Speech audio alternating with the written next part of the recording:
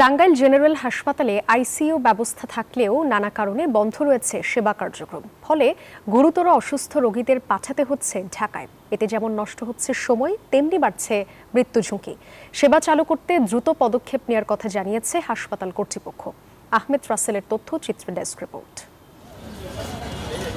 250 শয্যা বিশিষ্ট টাঙ্গাইল জেনারেল হাসপাতাল করোনা পরিস্থিতি মোকাবিলার জন্য 10 শয্যা বিশিষ্ট ইনসেন্টিভ কেয়ার ইউনিট বা আইসিইউ সেবা শুরু হয় 2020 সালে, কিন্তু প্রজেক্টের মেয়াদ শেষ হওয়ার পর আর চালু রাখা সম্ভব হয়নি।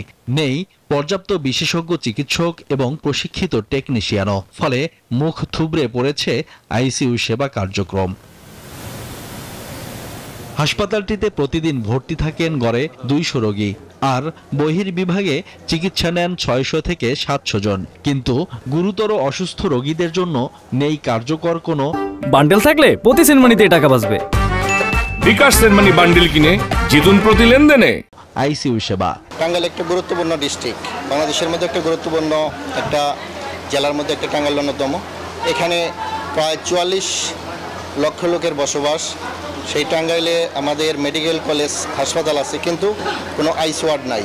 এখানে যে আইসিইউটা ছিল করোনার মধ্যে চালু ছিল, এই আইসিইউটা বন্ধ হয়ে গেছে ডাক্তারের অভাবে। সরঞ্জাম থাকাকালীনও মনে করেন আমরা এই সেবাটা পাইতেছি না। আমাদের এখান থেকে ঢাকা রিফার করতে হতে দেখা যায় আমাদের রুগীটা মারা যায়। স্বজনদের অভিযোগ, হাসপাতালে আইসিইউ সেবা না থাকায় বাধ্য হয়ে ঢাকায় নিতে হয় রোগীদের। এতে সময় নষ্ট হওয়ার পাশাপাশি বাড়ছে মৃত্যু ঝুঁকি। ভোগান্তি লাঘবে দ্রুত আইসিইউ সেবা চালুর দাবি তাদের। সরকারের কাছে আমাদের আকুল দাবি যে আমরা একটা আইসিইউ চাই। সরকার যদি গেলে আমাদের এই টাঙ্গাইলের জন্য আইসিইউর ব্যবস্থা করে, তাহলে এই রোগীগুলা, এই গরিব মানুষগুলা এখানে চিকিৎসার ব্যবস্থা পাবে।